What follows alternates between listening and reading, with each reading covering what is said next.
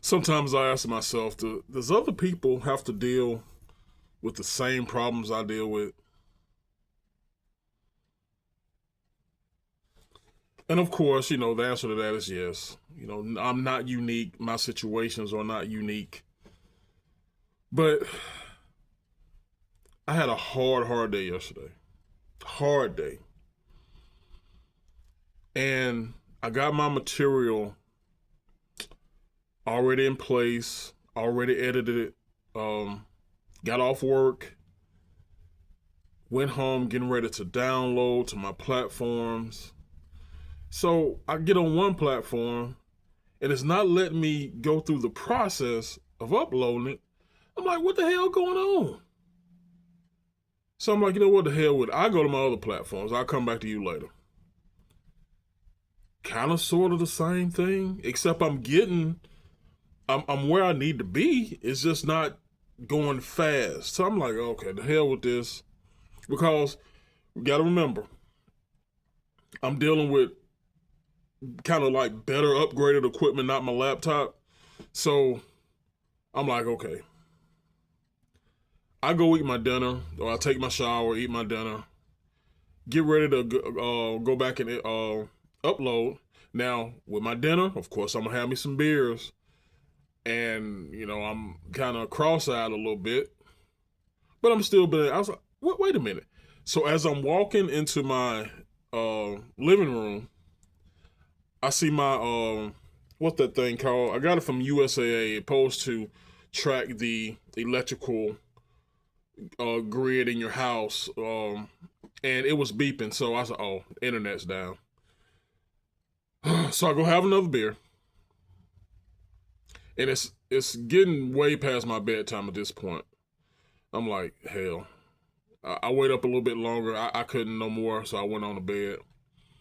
Got a message this morning when I woke up from Ting, I think the Ting, that the power was restored, or not the power, I'm sorry. The internet was restored at 1:30 a.m. I said all that to say this. The power never went off. The power flickered twice. And my neighbor, he even confirmed that because he sent me a text. That was at 7:45 p.m. Why did it take so long for my internet to come back up? So, long story short, I had to upload a lot of material this morning. And I'm going to upload some material this afternoon as well. But anyway, I have questions. I was watching the preliminary hearing for Charlie Kirk's alleged murderer. I don't know if I heard things correctly, and that's why I have questions. And I'm probably will talk to. Well, you know what? Ain't nobody watching this preliminary hearing that I know. Nobody. So I don't know where I will get these answers from. But I promise you, at one point, I did hear not FBI, ATF, ballistic forensics examiner say something about the bullet she had, or the bullet that was in evidence, was a 223. And I'm like, wow, 223, boy, at that range, shit, that's amazing. But then I thought about something, and I actually confirmed this because I talked to a gentleman who knows guns. I said, wait a minute, when this first happened, didn't they say that was a 30-06 shell or bullet? So yeah, sure did. So I'm like, where did I get this 223? I heard them in preliminary hearings in the courtroom say that the bullet that was in custody, or went through the chain of command, came from a 223.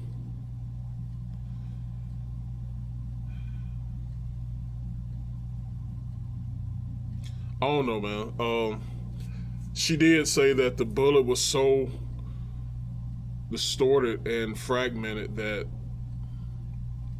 there was really no possible way to tell what caliber the bullet actually was, but we do know the gun itself shoots 30-06. It's either 30-06 or 30-30, but I want to say 30-06. And let me tell you something. I for 3 days I listened to that preliminary hearing, and it was the third, fourth, and fifth day was hard. You had the defense. It sounds like an old soy boy male who wanted. And listen, this individual has a right to a fair trial. So I understand. I've never been to court in that capacity. I've never been a defendant of any kind in court. But if I put myself in that place, I want all my rights to be adhered by. I want my attorney to do the best he or she can do, to knock out evidence, get evidence thrown out, etc., etc. So, but it was just hard to listen to, man. It was hard to listen to. I, honest to God, had to take an aspirin. And it was only when the defense was talking, the defense lawyer. Because I listened to I want to say it was 2 female ballistics experts or forensic experts. I know I listened to 2 of them. And I listened to the prosecution, the state, talk, and the one guy I heard, he sounded like he's a monster. I would love for him to be my attorney if I ever need one. But it's just hard. It's just hard to listen to that. And I want to keep up with it because this is why. And this is kind of messy, but people, especially on social media, are taking the words of these experts, putting them in montages, and aim them towards Tucker Carlson and Candace Owens. And I know why, and you know why. That's messy, but I understand. Because I think from the jump, Candace Owens said it was a conspiracy.